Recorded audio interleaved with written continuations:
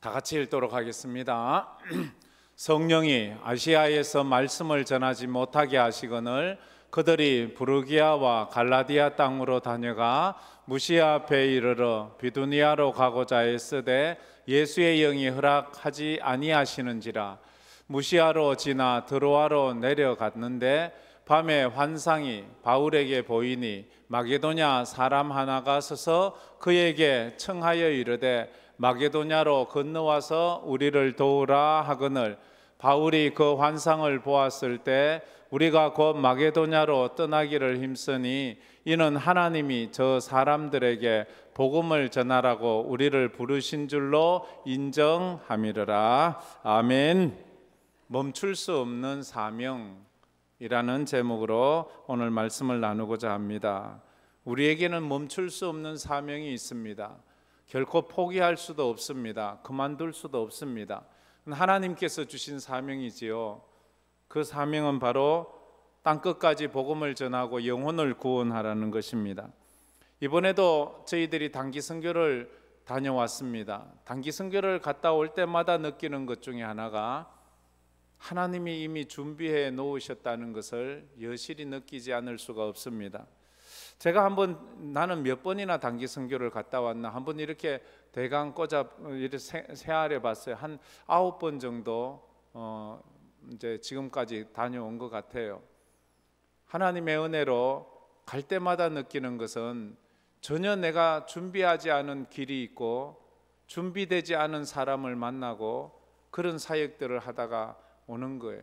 그게 우리 인생이 아닐까요? 우리 인생이 아무리 내가 준비한다고 해서 내가 준비한 대로 되는 게 아니잖아요. 내가 생각한 사람만 만나는 게 아니잖아요. 그처럼 이 철저히 짧은 한 주간이었지만 그런 것을 느꼈습니다. 오늘 우리가 읽은 말씀은 사도행전의 바울의 이야기입니다. 바울이 1차 선교 여행을 마치고 난 다음에 다시 2차 선교 여행을 준비하고 있습니다. 두 번째 선교 여행을 준비하면서 그는 선교지로 저번 1차 선교 때 자기가 다녀갔던 그래서 교회를 세웠던 그곳에 다시 방문해서 그곳 성도들을 격려하고 계속해서 아시아 지역으로 선교하는 것이 그의 계획이었습니다. 그런데 드로아에 이르렀을 때 하나님께서 바울에게 꿈을 꾸게 하시고 꿈 가운데 환상으로 말씀하셨습니다. 마게도냐 사람, 요즘으로 말하면 유럽에 있는 사람, 아시아에 있는 사람이 아니라 유럽에 있는 사람이 꿈에 나타나서 와서 우리를 도우라고 말합니다. 아시아로 가는 게 바울의 계획이었습니다. 그런데 하나님은 꿈의 환상으로 유럽 사람을 통해서 바울의 인생의 길, 선교의 길을 바꾸게 되었습니다.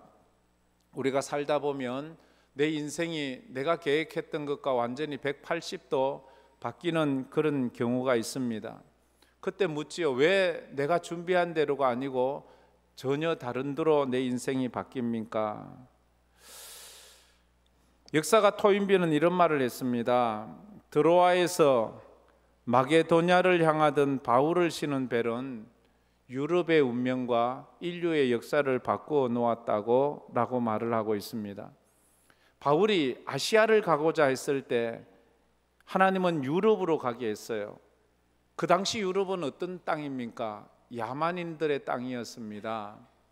그 당시 유럽은 해적들이나 있고 이렇게 좀 문명적으로 보면 아시아가 좀 더 이렇게 문명적으로 발달하고 있었습니다.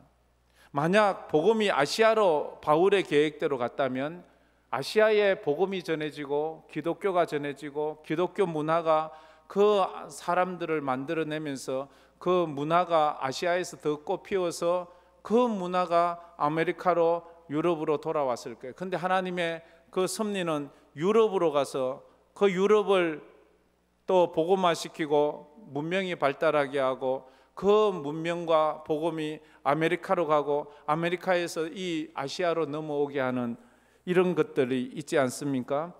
바울을 태운 배가 마게도냐에 도착한 사건이 유럽과 인류의 역사를 바꾸었다면 저는 확신합니다. 우리 황금교회 우리 선교사님들을 태운 그 비행기가 각 선교지마다 내려질 때에 우리는 9개 나라 가정의 선교사님들이 지금 파송되어 있는데 그분들이 계신 그 지역과 그 사회와 그 나라의 역사와 운명을 바꾸고 있다고 확신합니다. 할렐루야. 우리 눈으로는 잘 보이지 않지만 먼 시간이 지난 후에 우리는 그것을 알 수 있어요. 1866년 대동강에 도착했던 토마스 선교사가 대동강에 발을 내디디고 거기서 목 잘려 죽는데 그것이 그 인생이 끝이 아니라 그것이 조선의 선교의 문을 열었고 그것이 조선을 하나님의 나라로 만들어가는, 그리고 언더우드와 아펜젤러가 제물포 인천항에 그 첫 발을 내디던 그 부활절 그 아침에 그 작은 발걸음인 줄 알았는데 그것을 통해서 이 조선이, 이 한반도의 역사가 바뀌게 되잖아요. 그들의 헌신과 수고가 완전히 망했던 조선을 또 6.25 사변으로 전쟁으로 폐허가 된 이 나라, 이 강산을 어떻게 지금 이렇게 바꾸었다는 것을 우리가 산 증인이지 않습니까? 세계에서 가장 가난한 나라, 우리가 무엇으로 이렇게 일어설 수 있었나요? 자원이 있었나요? 우리가 무슨 가진 것이 있나요? 우리가 무슨 누가 어떻게 했나요? 하나님이 하셨지요. 하나님의 선교사들을 보내어 주시고 교회들을 세워 성도들이 기도하게 하고 그 기도의 힘으로 여기까지 왔다는 것을 우리는 잘 알 수가 있습니다. 이번 단기 선교사들이 갔던 한 주간, 짧은 한 주간이지만 결코 짧지도 않고 결코 가볍지도 않다고 생각을 합니다.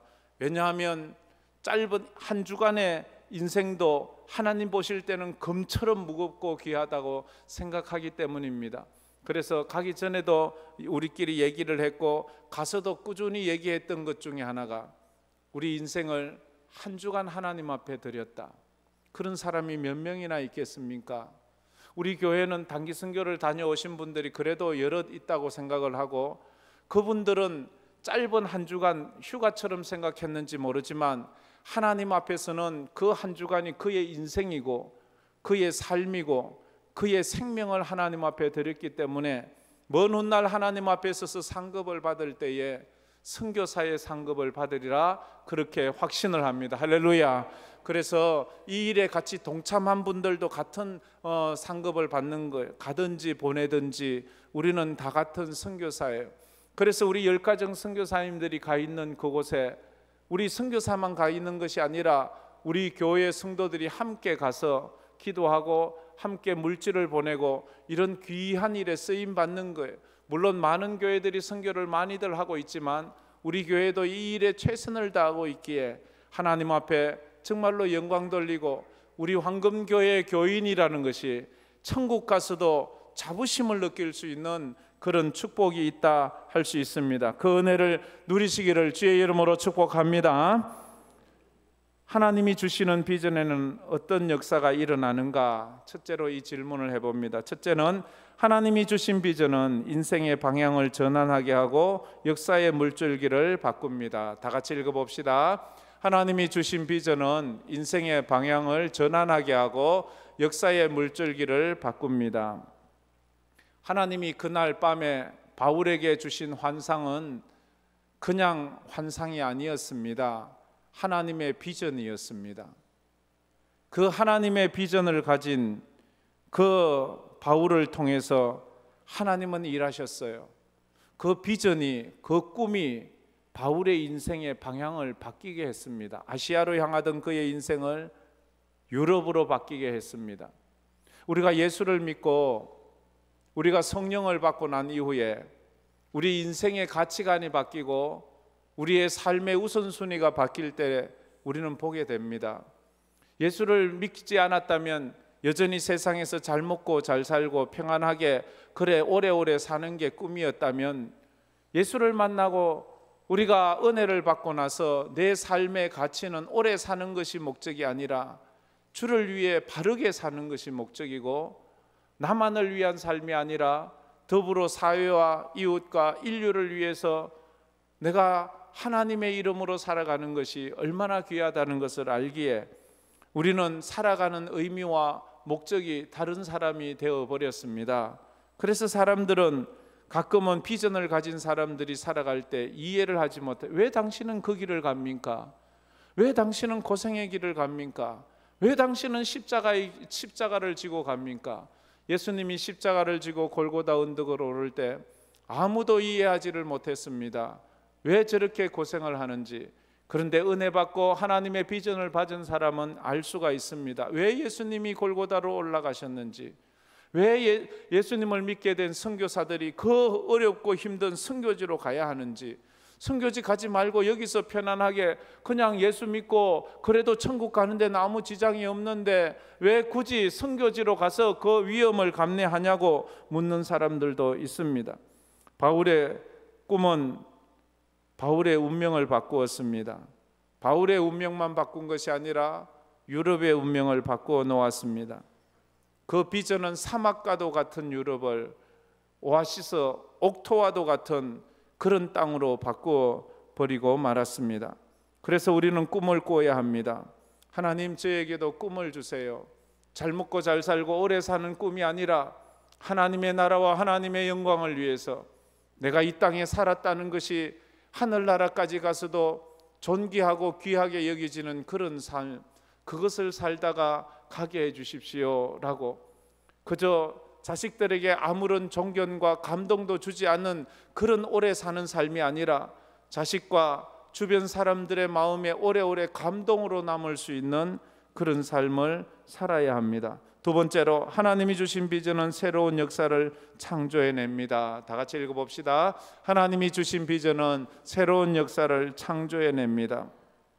하나님의 비전은 우리로 하여금 새로운 것을 만들어내게 해요.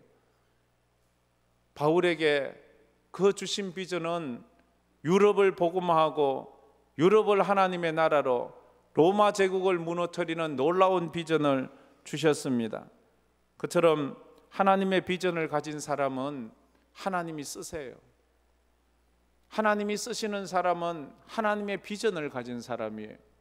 자기의 야망과 자기의 욕망을 가진 사람을 쓰시지 않습니다. 하나님의 비전을 가진 사람을 쓰셔서 하나님은 보리떡 2개로 5,000명을 먹이시듯이 아무 힘도 없고 아무 재능도 없는 연약한 사람들을 통해서 하나님은 큰 역사를 이루어 나간다는 것을 알 수 있습니다. 바울이 순종해서 마게도냐 행 그 배에 오르듯이 우리의 인생의 방향을 하나님을 위해서 헌신하는 그런 모습이 있어야 합니다. 하나님의 비전에 헌신할 때 우리의 새로운 인생의 문이 열린다는 것을 알 수 있습니다. 이런 마음으로 인도네시아를 갔어요. 인도네시아에 갔다 온 단기 선교 보고를 좀 한다면, 우리는 가서 아침마다 큐티를 했습니다. 아침마다 하나님의 말씀을 읽고 그 말씀을 내게 적용시켜 보았습니다. 제가 아침마다 2가지 질문을 우리 팀원들에게 늘 했습니다. 그 말씀을 읽고 그 말씀으로 묵상하면서, 첫째, 그 말씀에 나타난 하나님은 어떤 분이신지 한번 묵상해 보세요. 우리는 늘 그것을, 설교를 들을 때도 이걸 알아야 됩니다. 저 설교를 통해서 어떤 하나님을 이야기하고 있는가? 사람마다 다 달라요. 두 번째는, 왜 하나님 나를 인도네시아에 단기 선교사로 보냈습니까? 이걸 끝없이 질문하라고. 왜 나를 인도네시아 단기 선교사로 보냈습니까? 시간이 남아 돌아서 간 것도 아니에요. 여유 있어서 간 것도 아니에요. 이번에 간 사람들은요, 참 외인구단 같이, 참 사람들 볼 때는 좀 허접하기 거지없는, 몸도 약하고 참 다 몸이 약한 사람이 참 많았어요. 그런데 하나님은 기적같이 우리를 다 쓰셨어요. 참 가서, 여러분 가서요, 제일 음식 잘 먹은 사람이 누군지 아세요? 끊임없이 먹는데 제가 제발 좀 그만 먹었으면 좋겠다 싶을 정도로 강은희 권사님. 몸이 약하잖아요. 못 먹잖아요. 근데 끊임없이 잡수세요. 하나님이 먹게 하시는 것 같아요. 최영자 권사님은 가기 일주일 전부터 속이 안 좋아서 거의 못 먹었어요. 근데 갈 때부터 먹는데요, 얼마나 잘 먹는지 몰라요. 그 외에도 뭐 있지만 아우 난 제발 좀 쉬세요 이래도 안 쉬어요. 우리 김석호 장로님 알잖아요. 가기 그 2주 전에까지만 해도 항암 치료를 하고 한 주 요양을 하고 그래 갔어요. 가시겠나 싶은 가서는요 저보다 더 건강해요. 하나님이 그렇게 힘을 주시더라고요. 하나님이 힘을 주시고 하나님이 은혜를 주시고 그 외에도 연약한 분들이 뭐 대부분이 다 연약했어요. 그럼에도 자기가 할 수 있는 것에 2배, 3배의 능력을 해요. 저희들은 대부분 선교지에 가면 선교 현장을 이렇게 방문하고 현장을 이렇게 관람하고 좀 이렇게 우리가 살피고 구경만 하고 이래 구경자의 입장에서 이렇게 어떻게 뭘 하시나 이래 보고 오는데 이번에는 거의 다 우리가 주관이 돼서 우리가 다 주최를 했어요. 예배도 가는 곳마다 우리가 특송을 늘 했고 그래서 오늘 오후 예배도 특송을 좀 하려고 합니다. 신곡을 하려고 하는데 연습이 잘 될는지 모르겠어요. 그렇게 그 사역을 그렇게 하다가 오게 되었습니다. 하나님은 어떤 분인가 계속 묵상했어요. 그런데요 우리 큐티 본문이 이상했어요. 열왕기상이었어요.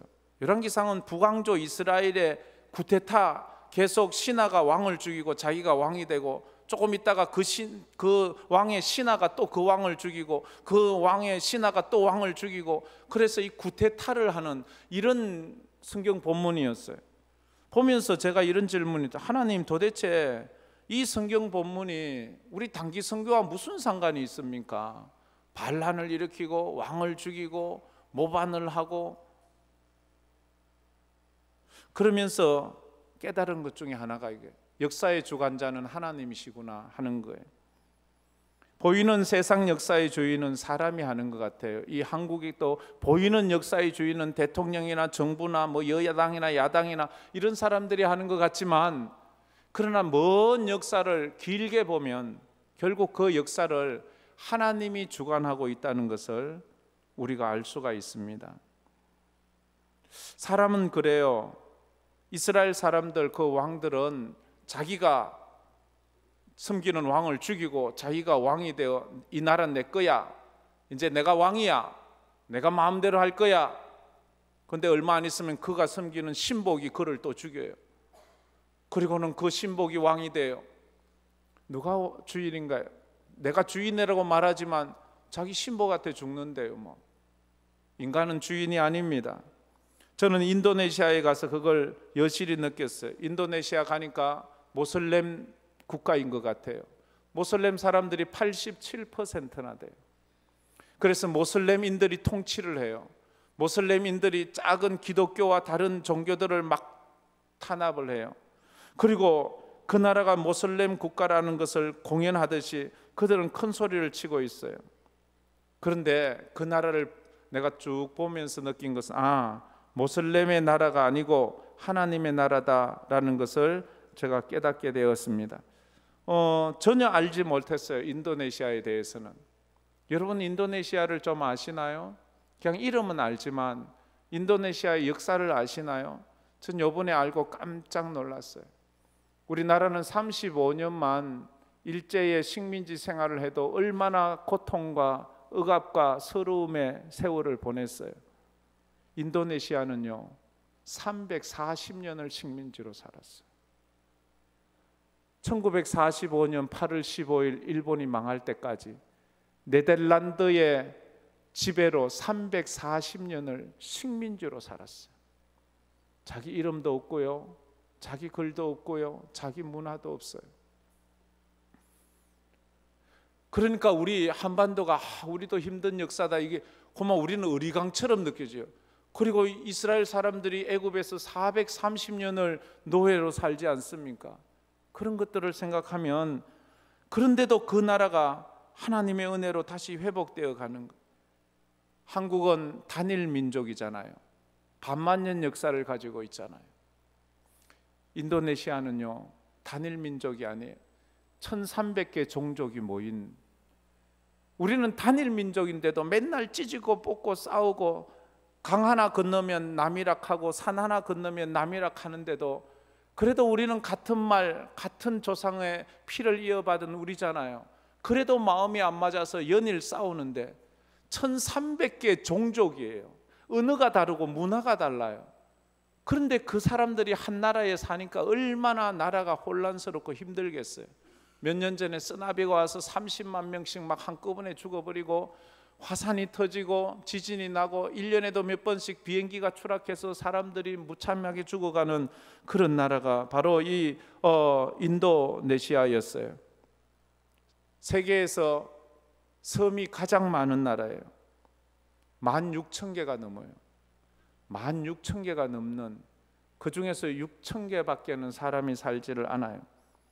그 나라가, 인도네시아가 나라로 조직된 게, 우리는 반만년이란 말이면 인도네시아는요, 이 1945년 그때 나라로 공인이 되었어요. 그 1300개 종족이 하나로 뭉쳐져서 그냥 유엔에서 강제로 나라를, 인도네시아라는 나라가 그전에는 없었는데 그냥 만들어 버렸어요. 그래서 글이 없어요. 각 종족마다 다 다르니까 그런 영어 알파벳으로 그저 그들의 발음을 그냥 써서 그걸 글이라고 그래요.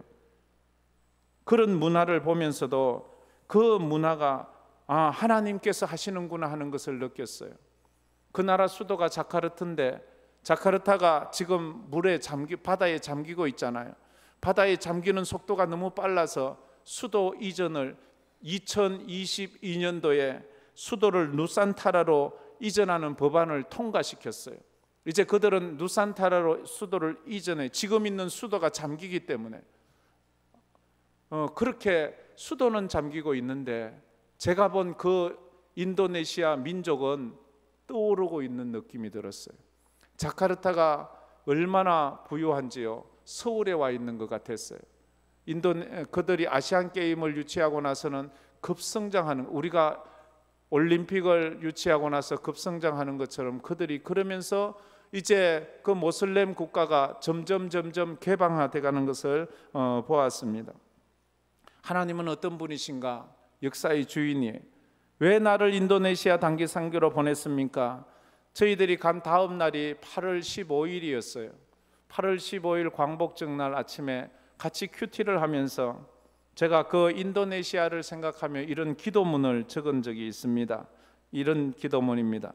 이곳 인도네시아, 새벽을 깨우는 모스크에서 울려 퍼지는 기도 소리에 잠을 깼다. 무슬림들은 하루 5번 기도한다. 이 나라 국민은 무슬림 기도 소리에 잠을 깨고 기도 소리에 잠드는 저 영혼들, 요람에서 무덤까지 마귀의 소나기를 벗어날 수 없는 불쌍한 영혼들, 그것이 바로 우리 한민족의 옛 모습이 그러했다. 하나님이 한반도에 보낸 선교사들의 땀과 눈물과 피가 우상의 나라를 기독교의 나라로 바꾸었듯이, 이곳 인도네시아에서 우리 선교사들의 흘린 땀과 눈물이 골고다 십자가의 보혈의 은혜가 되어 이 땅을 적시고 회복시키는 성수가 되게 하옵소서라고 이렇게 제가 기도문을 적어 보았습니다. 우리가 흘린 땀과 피가 지금은 보이지 않지만, 지금은 아무런 흔적도 없지만, 언젠간 우리가 가서 세례를 주고 성찬을 하고 또 사랑을 나누었던 그들의 마음에 복음이 들어가고, 그들 마음에 그리스도인들이 세워지고, 그들을 통하여 놀라운 기적의 역사가 일어나는 것처럼 우리 그런 꿈을 꾸고 있습니다. 마치 우리 대동강변에서 죽어가던 토마스 선교사가 던진 그 성경책 한 권이, 그를 죽였던 그 군졸 박충근이라는 사람이 그 성경책을 들고 가서 그가 그 성경책을 읽다가 예수를 믿게 되고 세례를 받게 되고, 그래서 그를 통하여 또 교회가 시작되고 그 복음화가 시작되었던 것처럼, 오늘 요번에 가서 우리가 했던 그 선교가 어떤 역사를 이루어낼는지 우리는 상상도 하지 못할 것이라 그래 생각을 합니다. 하나님께서 주시는 그 놀라운 기적들을 요번에 이것 말고도 요번에 영상으로 본 것은 우리가 가서 한 것에 거의 한 100분의 1도 제대로 보이지 않은 거예요. 여러분이 기회 되면 꼭 같이 가서 그런 놀라운 은혜의 시간들을 같이 나누면 좋겠습니다. 저는 확신합니다. 하나님께서 우리 황금교회를 너무 기뻐하신다는 것을. 왜? 하나님의 비전을 가지고 있잖아요. 하나님의 비전에 순종을 하고 있잖아요. 그 비전을 위해서 우리의 삶의 방향을 바꾸고 있잖아요. 그래서 우리 인생을 하나님을 위해서 쓰임받기를 원하잖아요. 선교는 하나님이 기뻐하시는 거예요. 선교는 결코 멈출 수 없는 하나님이 주신 사명이며 우리 인생의 가장 중요한 목적이기도 합니다. 그래서 우리 성도님들이 이 일에 더 열심을 내는 우리 황금교회가 되기를 주의 이름으로 축복합니다. 예, 우리 이 말씀 생각하며 찬양 부르도록 하겠습니다. 아버지, 당신의 마음이 있는 곳에 나의 마음이 있기를 원해요. 아버지, 당신의 눈물이 있는 곳에 나의 눈물이 고이길 원해요.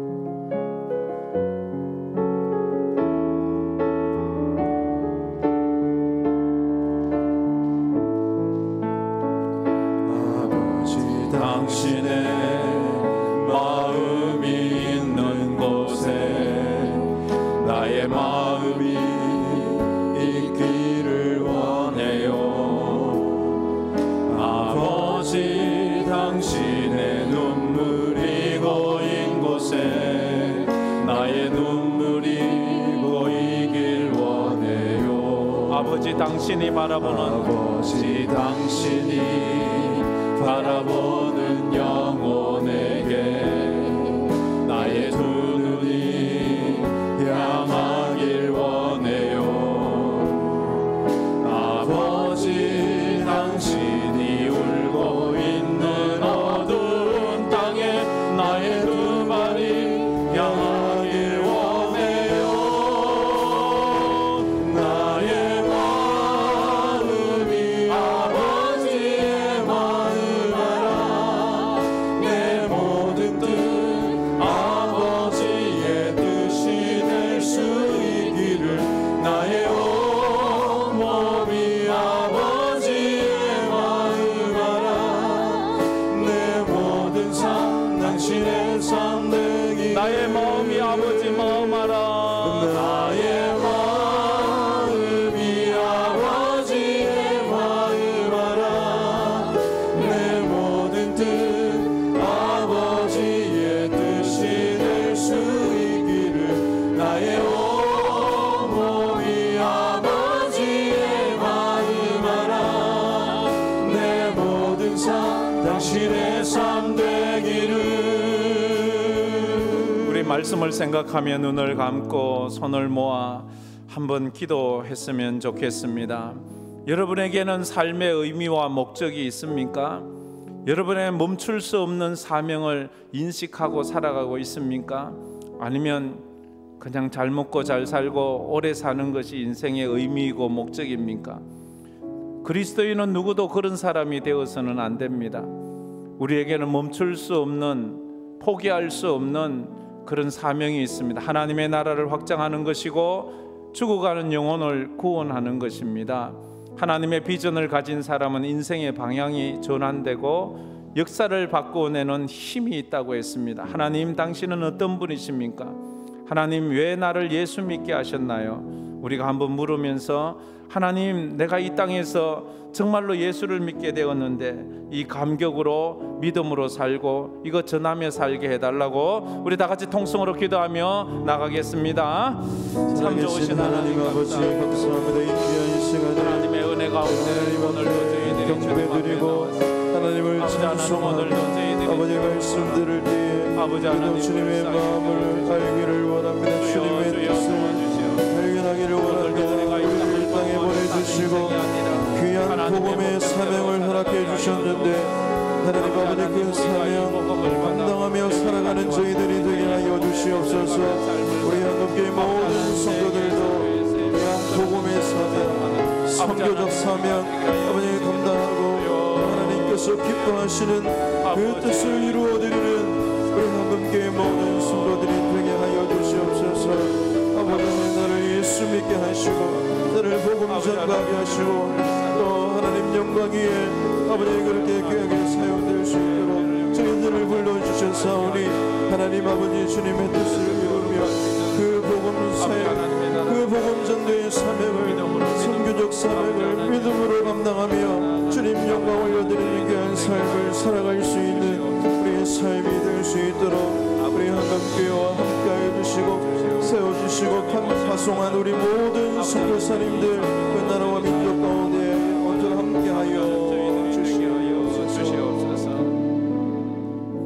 하나님께서 우리를 구원하시고 우리에게 멈출 수 없는 사명, 포기할 수 없는 사명을 주셨는데 우리 삶이 그 삶을 살아갈 수 있는 은혜와 능력을 허락하여 주시옵소서. 우리 황금교회가 이 일을 위해서 지금까지 헌신하고 수고해서 많은 선교사들을 보내고 많은 단기 선교를 다녀왔습니다. 모든 성도들 우리 마음에 보내든지 가든지 우리는 다 선교사임을 알게 하여 주시고 하나님의 비전을 가진 우리가 인생의 방향을 하나님의 나라로 바꾸어가는 저희들이 다 되게 하여 주옵소서. 아버지 하나님 앞에 돌아오는 한 영혼 한 영혼을 볼 때마다 우리 가슴이 흥분되고 우리 가슴 속에서 그 하나님의 십자가의 사랑이 흘러넘치는 저희들이 되게 하여 주시옵소서. 수많은 사람들은 예수를 믿는 그것이 얼마나 감격스러운지 그 감격 때문에 그의 인생을 드리는데 우리는 이제 타성에 젖어 있지 않은지 모르겠습니다. 다시 한번 우리 속에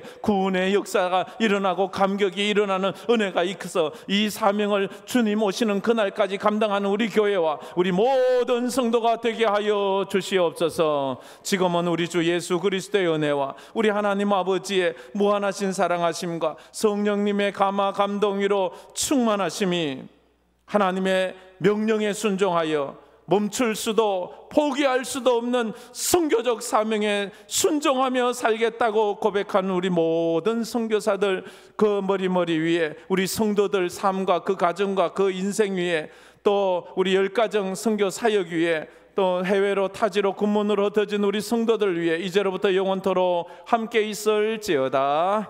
아멘.